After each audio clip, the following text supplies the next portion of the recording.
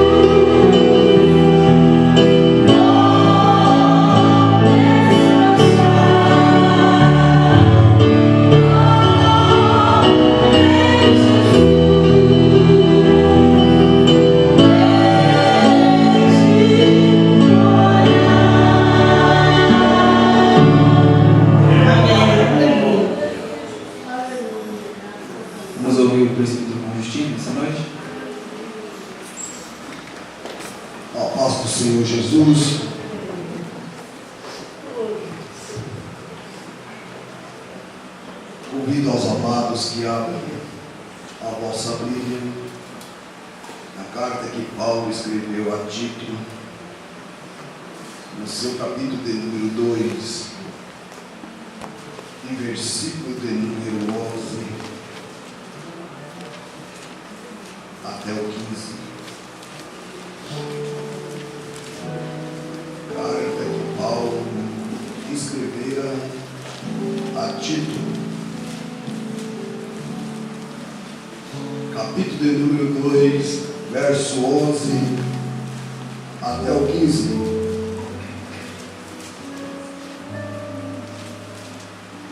Diz assim a santa gloriosa e infalível palavra do Senhor: porque a graça de Deus será manifestada, trazendo oportuna salvação a todos os homens, ensinando-nos que, renunciando à impiedade e as paixões dos desejos mudando, vivamos no presente século, ou no presente mundo, sóbrio, justo e piamente, aguardando a bem-aventurada esperança e o aparecimento da glória do nosso grande Deus e Salvador Jesus Cristo, que se deu a si mesmo por nós, para nos remir de toda a iniquidade e purificar para si um povo todo seu, zeloso de boas obras. Pela destas coisas exortam e repreende com toda a autoridade, e que ninguém te despreze. Talvez o irmão viu uma pequena diferença. Eu estou com a Bíblia, ela é atualizada diretamente do grego, então por isso dá uma diferença, mas é isto mesmo que a palavra de Deus está dizendo, que nós que recebemos a manifestação ou o aparecimento de Jesus para trazer essa tão salvação para nós, essa grande salvação, nós devemos viver uma vida sóbria, justa e piamente, para que assim cumpramos que realmente Ele está em nós e nós estamos nele. Todo aquele que necessita de oração, se manifeste. Eu preciso e peço oração um pouco especial para minha esposa. Ela está com um problema na garganta e está dando um pouco de trabalho. Essa semana passada, semana retrasada, melhor dizendo, ela estava totalmente travada na coluna, nas suas costas, e ela clamou, estava chorando no leito, na cama, e pediu para que eu urgisse e orasse por ela, e lá o Senhor fez a obra, curou ela completamente. Mas na coluna, na garganta, o Senhor deve estar provando mais a fé dela. Mas eu creio na oração da igreja, porque diz que a oração do justo pode muito em seus efeitos. Por isso peço aos amados irmãos que juntamente comigo oramos e ponhamos ela como especialmente na vossa oração, para que Deus faça essa obra. Oramos. Grandioso Deus e eterno Pai, Pai de nosso Senhor e Salvador Jesus Cristo, nós reunimos na tua presença nesta noite, Pai, para te adorar, para glorificar o teu nome, para bendizer a ti, Senhor. Pai querido, eu peço que nesta noite, Senhor, entre com providência, o Senhor entre nos lares, o Senhor entre nos empregos, o Senhor entre na cidade, o Senhor entre nas vidas, e vai operando milagre poderosamente, Pai. Pai querido, aqueles que se encontram enfermos, até mesmo em sua casa, nos hospitais, eu peço, Senhor,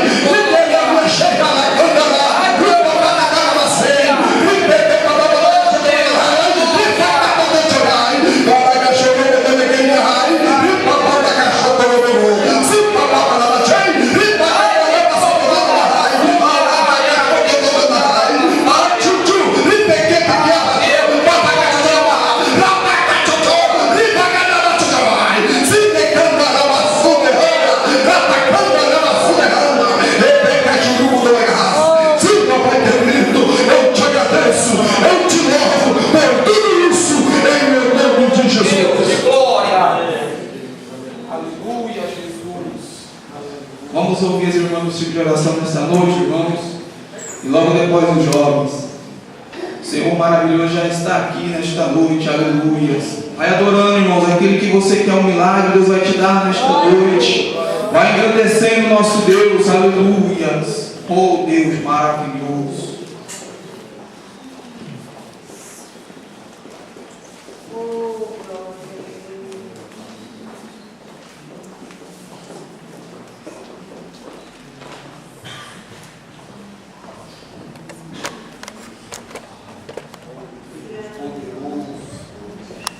É santo Deus de glória, aleluia.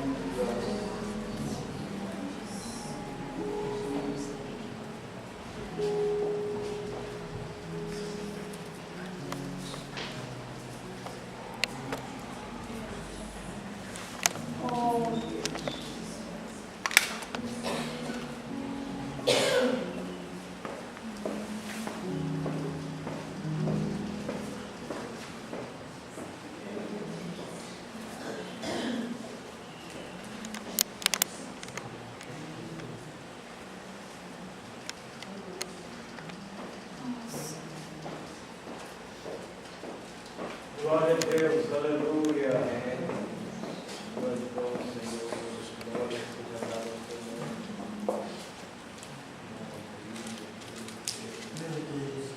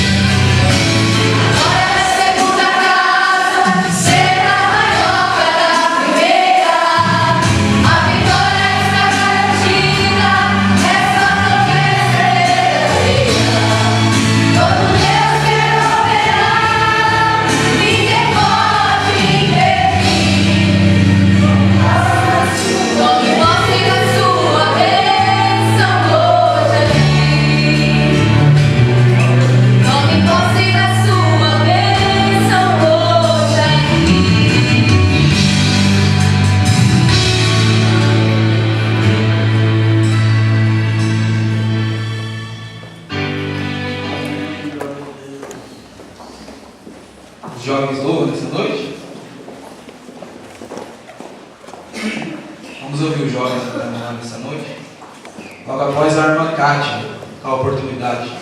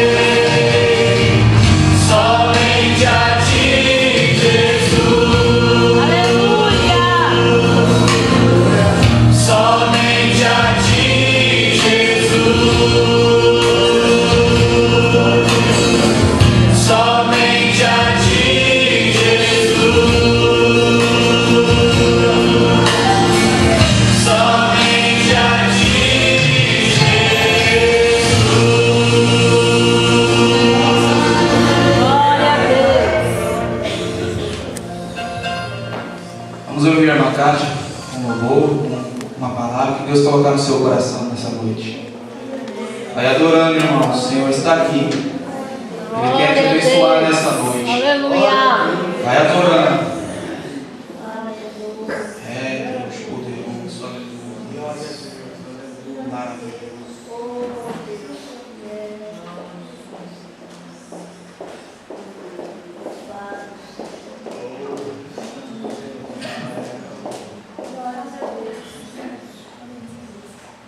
Sauda a amada igreja com a paz do Senhor. Amém. Tipo de alegria de poder adorar o Senhor nesta noite.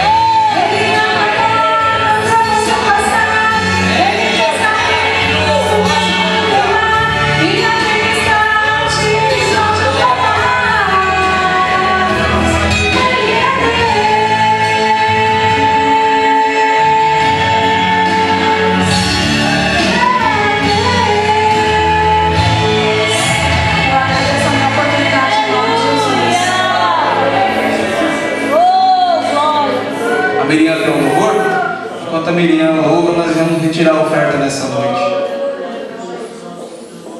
Convido aqui o cooperador, irmão. Vamos orar pela oferta. Senhor maravilhoso, Pai querido e amado, abençoe teus servos, ó Deus querido e amado, que vão contribuir nessa noite, ó Pai. Abençoe também, ó Deus querido e amado, aqueles que não podem contribuir nessa noite, Jesus. Que o Senhor venha dar prosperidade para as suas vidas, ó Deus querido e amado. Que o Senhor venha dar cada dia mais saúde para os teus servos, ó Pai. Abençoe, ó Deus querido, Deus grandioso. Coloca, ó Pai querido e amado, alimentos cada dia mais na sua vida, Pai querido, para os teus filhos. Que as suas mesas venham ser fartas, ó Deus maravilhoso. Nós cremos em Ti, ó Pai, nós cremos na sua provisão. Te agradecemos, Jesus. Amém. Cumprimenta a igreja com a paz do Senhor.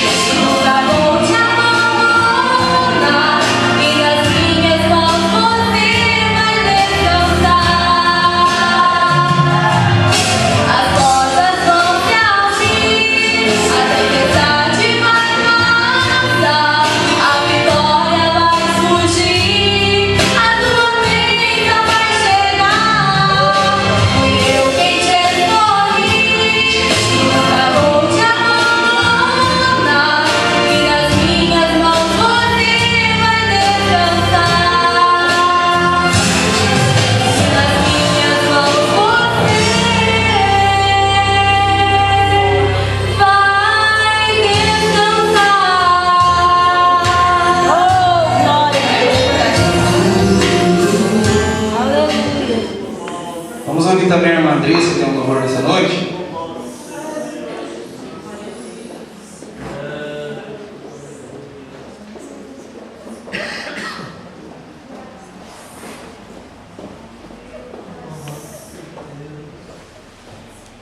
a igreja da paz do Senhor. Amém.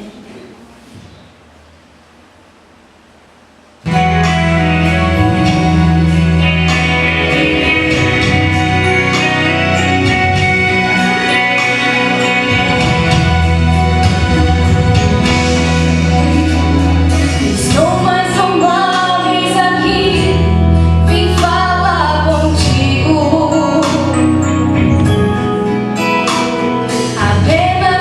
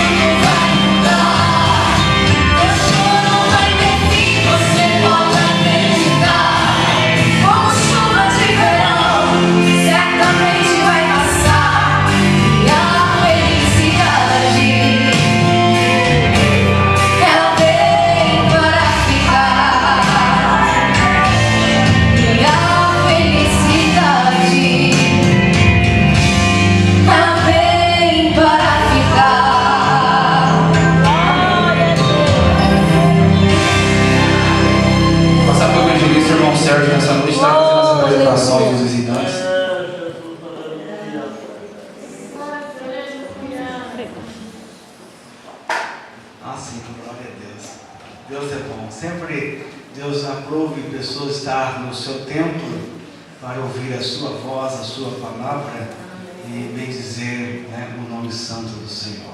E agora a Nira, né, está sempre conosco, fica assim com a sua mão, por favor.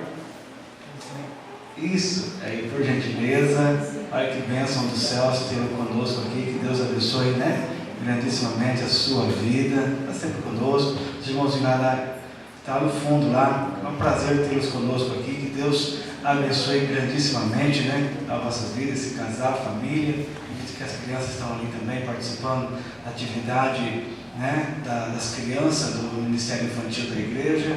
Que Deus derrame suas bênçãos grandissimamente sobre as vossas vidas, né? E vamos dizer, sois bem-vindos em nome do Senhor Jesus. Tem coleguinha da irmã Rosário, está sempre visitando aqui conosco, que Deus, né, também abençoe a sua vida. Amém? A irmã Juliana tem um louvor? Vamos ouvir a irmã Juliana. Logo após o cooperador, o irmão Adriano estará orando e já estaremos passando para o pregador Sérgio nessa noite. Glória a Deus, aleluia. Oh Deus.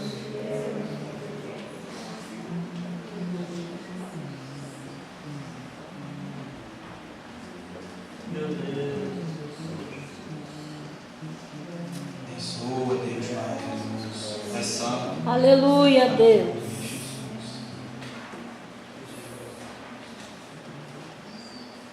Oh, Deus abençoe.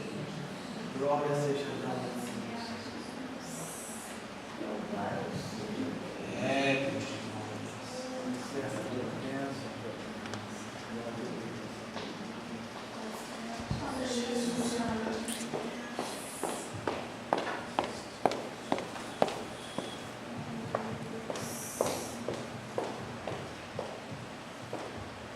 Cumprimento a igreja com a paz do Senhor. Amém.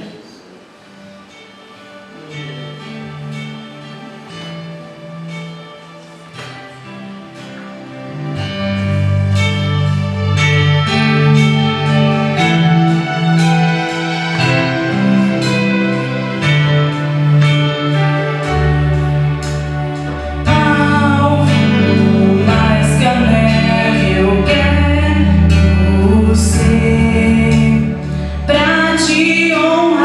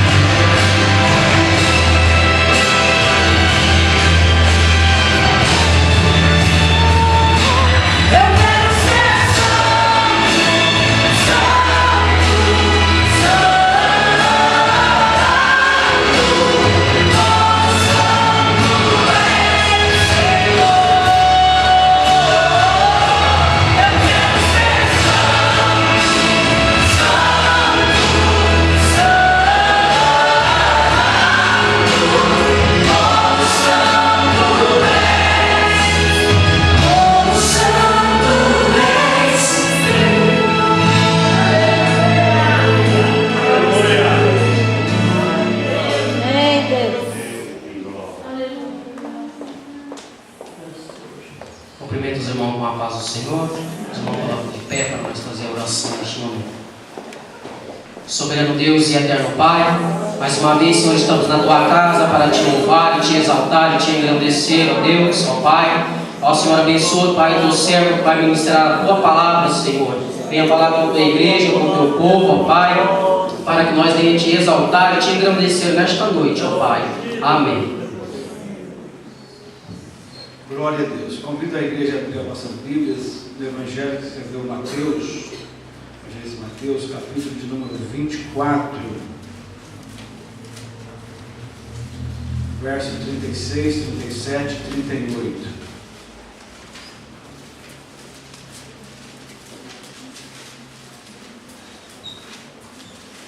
Mateus, capítulo de número 24,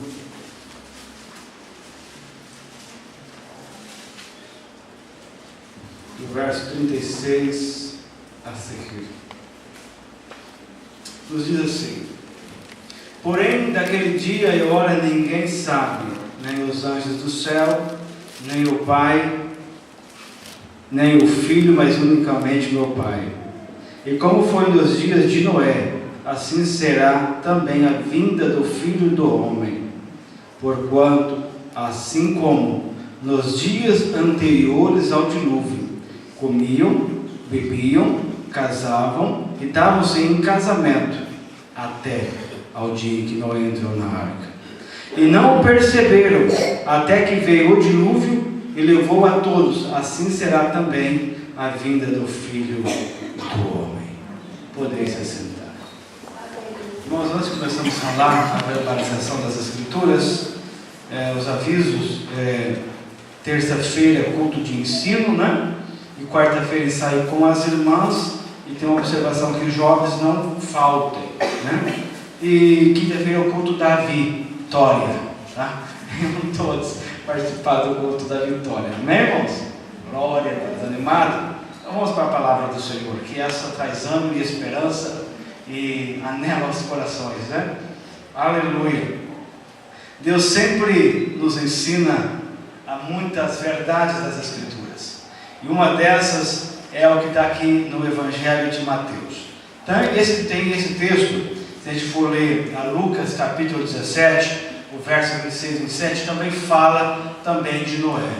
Então não seria uma característica daquelas interpretações que pensam que o livro de Mateus é especificamente para você ter uma redundância para os judeus, mas aqui também há observações à igreja do Senhor nesse texto inserido, claro, com as suas repartições, com as suas categorizações, com as suas demonstrações inerentes ao texto sagrado, porque a palavra do Senhor, primeiro, ela não é de particular interpretação, não existe um dom absoluto do entendimento claro e categórico das Escrituras, mas as Escrituras mesmo afirmam que homens inspirados e cheios do Espírito Santo recebem a revelação do mesmo Espírito, que também fazem entender e fazem compreender as Sagradas Escrituras. As Escrituras, que a dela advém a nossa salvação, que a de dela vem a esperança da raça humana e as convicções que nós precisamos. Aqui há informações preciosas para nossas vidas. Primeiras informações que vemos aqui é que tem várias questões aqui. Primeiro vemos as pessoas da época de Noé, vemos Noé e vemos aqui os discípulos de Jesus, sendo que o povo da época de Noé são os descrentes, são as pessoas que após o arrebatamento da igreja vão estar cambaleando pelo mundo sucumbido. Tem Noé, que é aqueles que mesmo depois do arrebatamento ainda terão consciência por aquilo que Deus vai tratar com Israel, então não terão consciência e estarão servindo ao Senhor nesse período, com outras características de servir a Deus. E aqui tem os discípulos que vão ser arrebatados antes da grande tribulação do Senhor. Então são três personagens, são três distintas questões que a gente observa seus paralelos. Mesmo observando os discípulos, eles são as pessoas, são a igreja, são aqueles que entregaram a sua vida ao Senhor, que agora glorificam, que agora adoram, que agora servem ao Senhor com alegria em suas vidas. E por isso, tem experimentado o arrebatamento da igreja, porque tem procurado agradar, tem procurado viver a palavra do Senhor. Isso implica em nós mostrarmos que quando o povo tinha uma qualidade de vida, mas o texto que lemos diz, até que Noé entrou na arca. Quer dizer, o povo vai fazer o que bem entender, até quando a trombeta sair e a igreja for arrebatada. Depois que a igreja for arrebatada, as pessoas vão chorar, se lamentar, porque tiveram uma oportunidade esplendorosa de viver a melhor característica da vida, Jesus, e não viveram. Porque aqueles que viveram, aproveitaram, estiveram com Cristo, obtiveram a salvação do arrebatamento, porque Deus é fiel.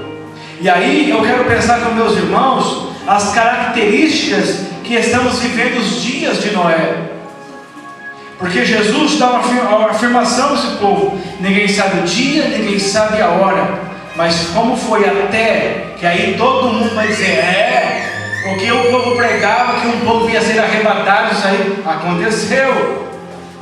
Porém, os homens estarão preparados para dar resposta à humanidade de uma maneira que possa convencê-las a fazer pactos, a aceitar os governantes atuais que estarão em eminência nessa época. Porém, a igreja, ela vai estar desfrutando da maior companhia que possa ter, a companhia de Deus, Jesus e o Espírito Santo.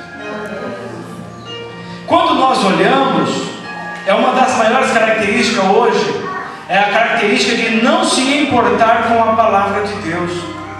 Porque quando Noé recebeu a incumbência de Deus para falar sobre a arca, que aí é chamado o pregoeiro da justiça, ele foi dando informação que o dilúvio ia acontecer, mas as pessoas não se importavam com aquela informação, não se importavam com aquela pregação, não se importavam com aquilo que eles estavam recebendo de Noé, porque Noé era um pregador, era um pregoeiro de justiça, sim, mas de alguma forma informava o povo de uma sentença, que Deus estava desagradado, que Deus não tinha prazer na conduta ética, moral que eles estavam vivenciando, que Deus não batia palma, que Deus não concordava, que Deus chegou ao limite de ele querer sucumbir e a destruição viria, mas homens não se importaram com a pregação. Será que hoje tem pessoas que também não se importam com a pregação? Não se importa com a palavra? E quando eu falo não se importar com a palavra, não é ouvir pregação, porque o povo ouviu, mas entrou por um ouvido e saiu por outro. São pessoas que ouvem, mas são surdos. E quando eu falo surdo, no sentido de entender, de absorver o que Jesus lhe pede a elas, e de colocar em sua vida esta palavra. Muitos até sabem preceitos espiritualísticos, muitos até sabem que esse é o caminho, mas não está seguindo este caminho. Outrora se encontra pessoas que diz lá é o melhor lugar, mas a pessoa não está no lugar. Tem pessoas que têm um entendimento, sabe, mas não está.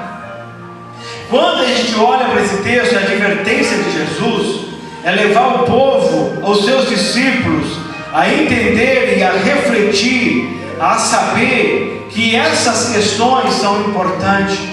Porque uma das maiores características que eu vejo é essa de não se importar com a palavra. E o que não é se importar com a palavra? É saber que a palavra pede algo, mas a pessoa não está nem aí em praticar. É saber que a palavra diz um direcionamento, mas a pessoa não quer andar por aquela direção da palavra. É saber que a palavra ela tem maior autoridade do que os estatutos, do que a lei, do que tudo, mas a pessoa não segue a palavra, segue ordenanças humanas, segue predominações humanas, mas não segue a palavra do Senhor Jesus Cristo, que dá indicações corretas e adequadas para o cristão de fato agradar a Deus acima de todas as coisas.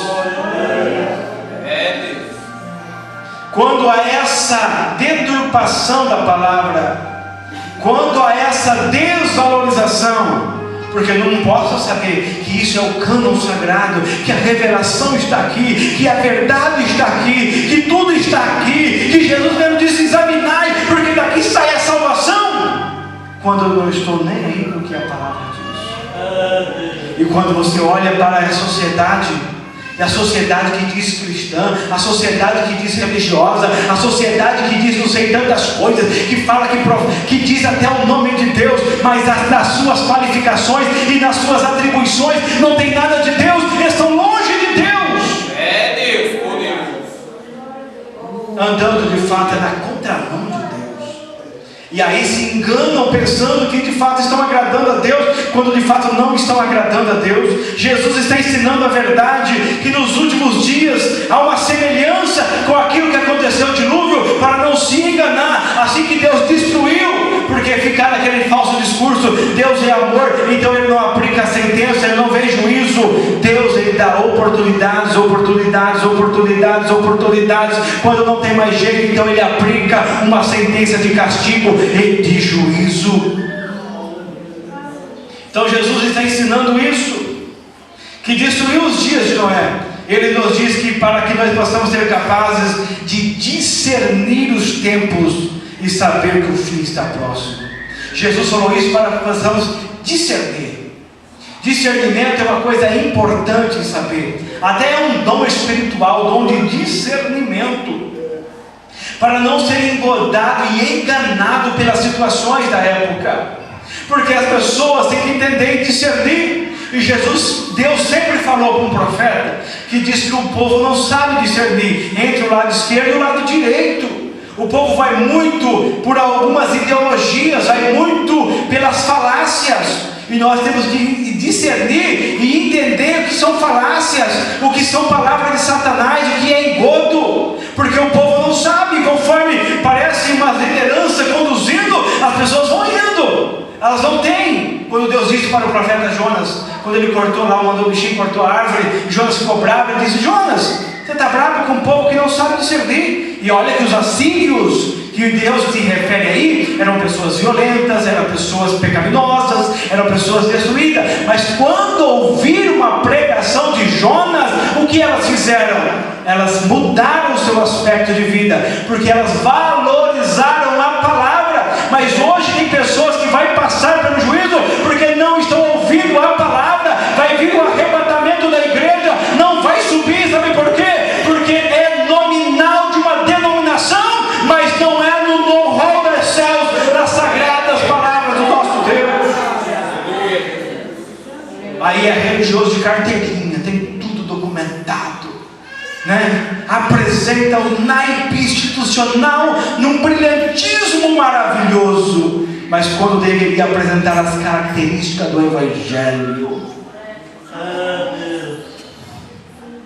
Jesus então nos ensina aqui a discernir. Você tem discernido o tempo que você vive, o tempo das situações. Outra característica aqui, a aceleração do pecado. Porque quando você lê Gênesis capítulo 6, que narra a história, antes que você acuse Deus de tirano, de maldoso, de masoquista, que não tem amor. Se não tivesse amor, não tinha salvado Noé e mandado fazer a arca. Isso é sinal de quem ama, de quem quer salvar. Oh, glória a Deus. Agora, aí a única coisa que temos que fazer é entrar dentro da arca. Não queremos entrar. O que temos que fazer é entrar dentro da arca, e nós não queremos entrar dentro da arca. Entendeu a mensagem? Aí ficamos acusando: ai, Deus é ruim, Deus é branco. Bravo nada, é nós que não sabemos seguir o trilho reto da palavra de Deus, praticamos as nossas próprias justiças e esquecemos da justiça central, que é a palavra do Senhor. Outro dia eu falei com um grupo de pessoas, né? Eu falei em várias situações, quando eles estavam indo embora, eu falei: tudo que eu falei vai nas Sagradas Escrituras que tem fundamento, ir à vontade, mas pode ir lá que tem base e fundamento, pode perguntar o que você quiser do que eu disse. E por algumas situações, de alguns aspectos dela, eu baseei lá nas Sagradas Escrituras. Posso ter inúmeras falhas, mas uma das questões que eu valorizo é tentar acertar as Sagradas Escrituras. Tem um turbilhão de situações, mas disso aí, muitas situações é da palavra do Senhor. Porque eu vejo, não adianta professar Cristo, Deus, Santo Deus, quando na essência, cadê o cristianismo? Cadê as verdades das Escrituras? Cadê a predominância da Bíblia Sagrada? Então, a aceleração do pecado, e lá diz que o pecado era tão tamanho, que isso chegou aos nariz e disse: eu vou excluir. Não vou mais contender com o homem, não adianta, ele está inclinado dentro do seu coração, do seu íntimo, só fica brotando maldade, eu vou destruir, é o castigo. Então, o que é o sinal hoje? A aceleração do pecado. Jesus disse no mesmo capítulo de Mateus, há poucos instantes, que por se multiplicar a iniquidade, o amor de muitos se esfriaria. Então, uma das características também, depois da não valorização da palavra, é essa aceleração do pecado.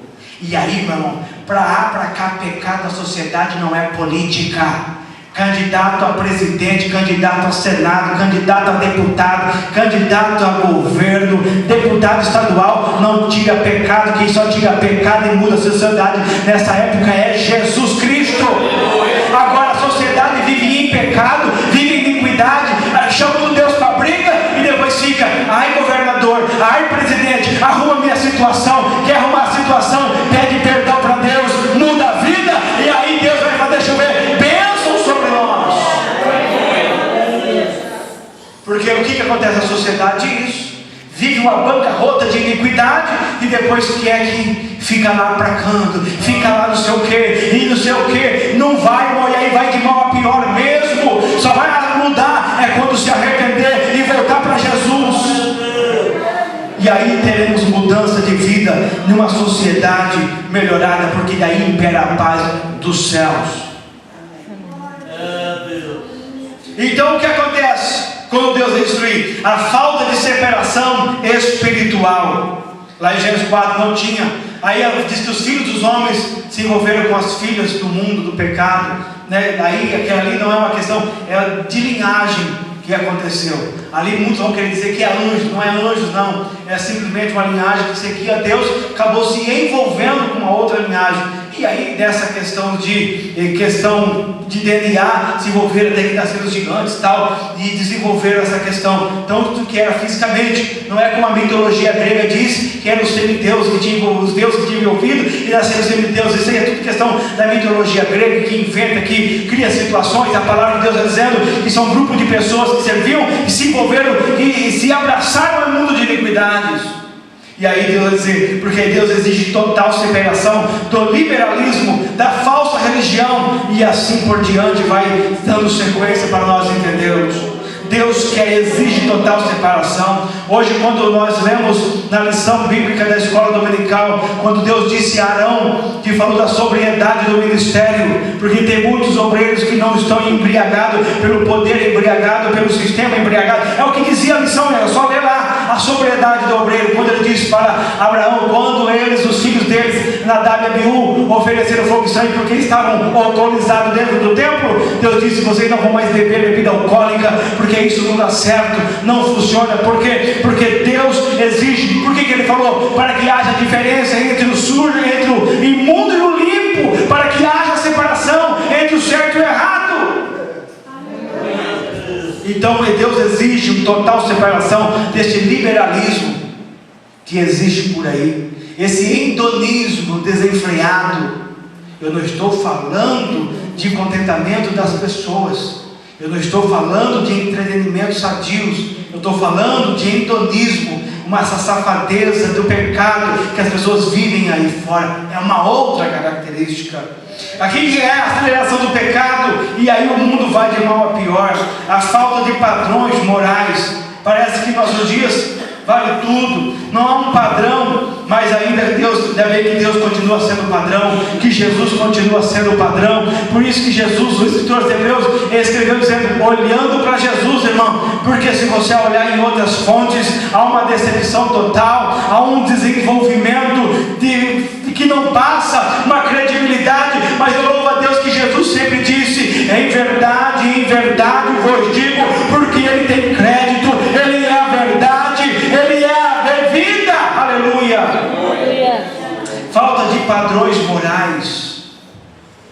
Outra, falta de discernimento espiritual. Os homens estão cegos para a verdade das Escrituras, para as exigências de um Deus santo. O juízo de Deus já está iminente e as pessoas não estão observando. Tanto que também, claro que o diabo é um pouco responsável pela parcela da cegueira, porque lá em 2 Coríntios capítulo 4 e verso 4 é escrito que o Deus desses cegos encegou o entendimento deles para que não vejam, mas porque houve uma permissão para que cegue o entendimento, para que não entendam, porque essas pessoas, elas não querem, elas continuam teimando, elas continuam indo na direção errada. Então Deus entrega para que fique no engano e depois pague pelas consequências de não querer ver a verdade como ela é. Aleluia, Deus. A igreja, ela tem um Espírito Santo para entender as dimensões das verdades dos céus. Então o homem também é responsável pelas suas decisões. Ele tem que escolher. Por quê? Porque o homem tem uma escolha. Quando Josué estava galgando a terra, e lá no finalzinho do capítulo 24, que ele vai dar as últimas palavras, ele disse: olha, vocês escolheis. Capítulo 24, lá o verso 14, 15, 16, o que ele fala? Seguir o caminho a seguir. Escolheis hoje se vocês vão continuar servindo aqueles deuses que os vossos pais serviam da além do rio, ou vai servir a Deus. Depois ele declara: eu e a minha casa serviremos ao Senhor. Escolheis a quem servir. A quem você escolheu a servir? Então sirva a Deus, viva para Deus, louve a Deus, glorifique a Deus. Você tem o poder de decisão de quebrar o jugo da iniquidade, porque há poder no sangue e no nome de Jesus. Quando o homem fala assim: Deus, eu te reconheço, Jesus entra em ação. Então você tem o poder de escolha. Jesus disse: vinde a mim, é um poder de escolha. Você tem que chegar até Ele, Ele que vai fazer a salvação, Ele que vai fazer a limpeza, Ele que vai fazer a purificação, Ele que vai ocasionar a transformação. Mas Ele disse: vinde a mim, todos que estáis cansados e oprimidos, e eu que vos aliviarei. Agora as pessoas querem ser aliviadas, mas não fazem um esforço, não vem para Jesus. As pessoas querem se ver livre do diabo, mas não vem para Jesus. As pessoas querem encontrar somente tranquilidade, mas não querem compromisso com Jesus. Eu estou falando compromisso com Jesus, mas eu louvo a Deus que tem muita gente que tem compromisso com Jesus. Com Jesus, comprometido com Jesus, vive para Jesus, adora a Deus, exalta o Senhor, porque Jesus bradou: somente ao teu Deus adorarás e somente a Ele servirás. A falta de discernimento, Jesus discerniu o ataque do inimigo e disse: olha, somente ao Senhor teu Deus adorarás e somente a Ele servirás. Irmãos, e temos que tomar atitude, porque uma tempestade se aproxima.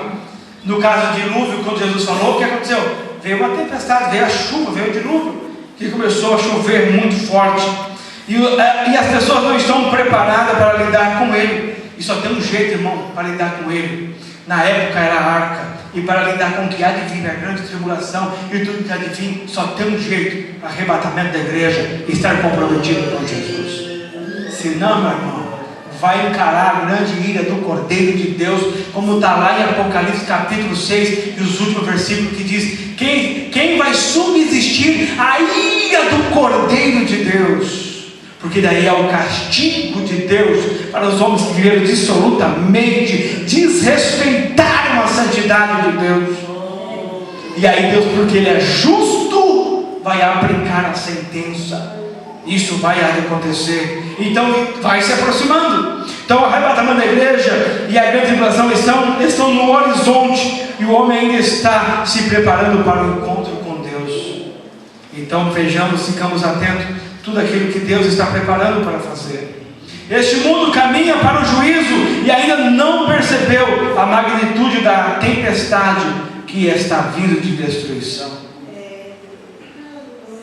O inferno e as terríveis calamidades do período da tribulação, uma tempestade que está se aproximando, e os homens devem ser alertados. Muitos não vão acatar, mas precisamos estar avisando que vai acontecer. E quando acontecer, quem for de Deus estará com ele. Essa aceleração do pecado e essas questões temos que estar observando. Um salvador ativo. Deus estava ocupado nos dias de Noé. Encontrou um homem que andava com ele. E aí ele buscou esse homem. O que Deus fez? Deus estava observando, irmão, e catalogando todas as atividades e condições do mundo. Deus não estava só fazendo uma análise da vida de Noé. Ele olhou a vida de todo mundo. Mas de todo mundo, Noé achou graça aos olhos de Deus. Não, o mundo não pensa que Deus não está observando. Tudo que está acontecendo no mundo, Deus tem conhecimento de tudo. Por isso que o escritor aos Hebreus, no capítulo 4, no verso 13, ele diz: todas as coisas estão nuas e patentes aos olhos daquele que temos que tratar. Pode olhar, todas as coisas estão nuas e patentes. Então o que estava Deus observando? Ele vendo a maldade, o que as pessoas preparavam uma para outras, as destruições. Isso que Jesus estava querendo dizer: eu estou acompanhando tudo. E quando eu aplicar a sentença, o juízo, não terá como ninguém dizer, ninguém vai ficar, não posso, porque foi pelos seus próprios atos. Isso é importante nós observarmos. Deus ficou preocupado com o que viu. Deus está preocupado por causa do pecado, por isso que ele enviou a arca, e agora enviou Jesus ao mundo, Emmanuel, para salvar, para libertar. O Salvador está aí. As pessoas não vão poder dizer: Senhor, como eu não tinha como eu me salvar. Não, Jesus foi lá, você rejeitou, você fez gracinha, você preferiu, no lugar de ouvir um pregador que falava, mas apareceu um contador de história, e você deu mais valor ao contador de história que disse que Jesus era histórico, que não era verdadeiro, e você preferiu acreditar nisso do que aquele que pregava a verdade do Evangelho. Você tinha as duas fontes, mas você preferiu ouvir a outra fonte. Daí o pregador vai dizer assim: mas eu não tinha certeza de que aquele pregador pregava a verdade. Mas como você tinha certeza que aquele que falou que Jesus não era verdadeiro, ele tinha razão, e você acreditou? Não tem jeito, meu irmão. É uma decisão da vida humana. Glória a Deus. Agora as pessoas vão ter que lidar com a decisão da sua vida. O que eu tomo de decisão na minha vida, você não lá no dia do juízo não vai se importar com ela, mas eu vou ter que me importar com ela. Assim como a sua decisão, eu não vou me importar com ela no dia do juízo. Você vai se importar com ela diante de Deus. Então não pense no que os outros façam, pense no que você está fazendo diante do compromisso que você tem com Deus. Isso é importante porque, irmão, está vindo aí um grande dilúvio e temos um grande Salvador. Deus estava trabalhando no mundo de Noé, e aí trabalhou, independente que seja, Deus está salvando. Um porta-voz capaz. Noé foi um porta-voz de Deus naqueles dias. Ele pregou o juízo vindouro por 120 anos, sem uma única conversão, mas ele então pregou. A graça de Deus tem salvado muitas pessoas, e o irmão presbítero Bom Justino deu aqui nessa noite, que a graça de Deus se há manifestado, trazendo salvação a todos os homens, e ensinando a guardar, para não se envolver, porque vem a sentença e juízo. Ele pregou a palavra, ele informou aquilo que Deus. Nós também somos porta-vozes de Deus nesses últimos dias, e devemos falar a palavra de Deus genuinamente, do jeito que ela é, porque, irmãos, é o nosso dever diante do Senhor, é ter certeza que cumprimos com o nosso dever diante do Senhor, e aí nós obedecemos ao Senhor como a palavra de Deus orienta. E Jesus disse: como foi nos dias de Noé, assim será também na vinda do Filho do Homem, porquanto assim como nos dias anteriores ao dilúvio, a vida deles, comiam, bebiam, quer dizer, tinha pregação, mas eles estavam nem aí. Estava Noé falando 120 anos aqui, eles comiam, bebiam, estavam nem aí. Que importa? Que importa essa pregação? Que importa dessa palavra? Mas até o dia que Noé entrou na água, aí foi cessando. A água foi subindo. Daqui um pouco a arca começou a se mexer do seu lugar. Alguns foram subindo em montanhas, em árvores, mas a água foi subindo. O juízo foi acontecendo. E aí alcançou o topo da árvore. Ela pegou a mais alta montanha. E resumindo, todos pereceram. Deus está dizendo para nós: o que Ele preparou para nós é muito melhor. E Ele faz isso, irmãos, porque a advertência é uma para nós mostrar. Ele está nos mostrando para nós discernirmos o tempo. Por isso que eu falei na introdução, para nós discernirmos, estamos no final. Então por isso que é ataque do inimigo, essa questão da aceleração do pecado, essa questão, irmãos, de que está aí. Porque o que vai mudar, irmãos, claro que políticas boas ajudarão, isso é muito bom para o povo, mas o que vai mudar mesmo é se as pessoas se arrependerem dos seus erros, andar conforme as Escrituras. E aí precisamos de padrões morais. E aí a gente chora muitas vezes quando a gente olha para o lado da igreja, que muitas vezes a igreja devia ser um exemplo máximo de uma conduta limpada de vida. O que a gente vemos são situações e mais complicações e mais situações. Mas eu louvo a Deus ainda que tem milhares e milhares e milhares e milhões de pessoas, quando lavou as suas roupas, as suas vestes no sangue do Cordeiro, não se contaminaram nunca mais com o mundo e vivem agora para Deus. É incontáveis o número de pessoas fiéis também. É incontável de pessoas frágeis que a gente não faz ideia neste mundo, mas que tem uma seriedade diante de Deus. Porque também é uma série de pessoas que comprometem o Evangelho, é verdade, mas também tem milhões e milhões de pessoas que também vivem a verdadeiro Evangelho de Jesus. Há milhões e milhões, muitas vezes pessoas que a gente não faz ideia que Ele existe, mas Ele é Filho de Deus Santo, fiel, temente e obediente.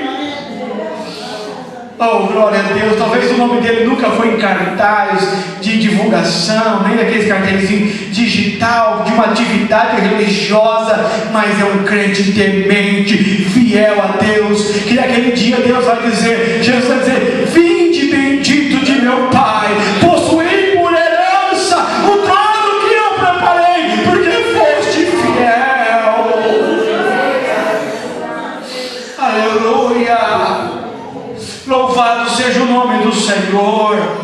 Assim como Noé ficou em meio a tanta corrupção e não se contaminou, nós também estamos aguardando a volta de Jesus na mesma estirpe e na mesma condição. Oh, glória a Deus. E não pelos nossos méritos, mas pelos méritos de Cristo, que morreu e ressuscitou e nos garante salvação. Ficamos de pé. Glória a Deus.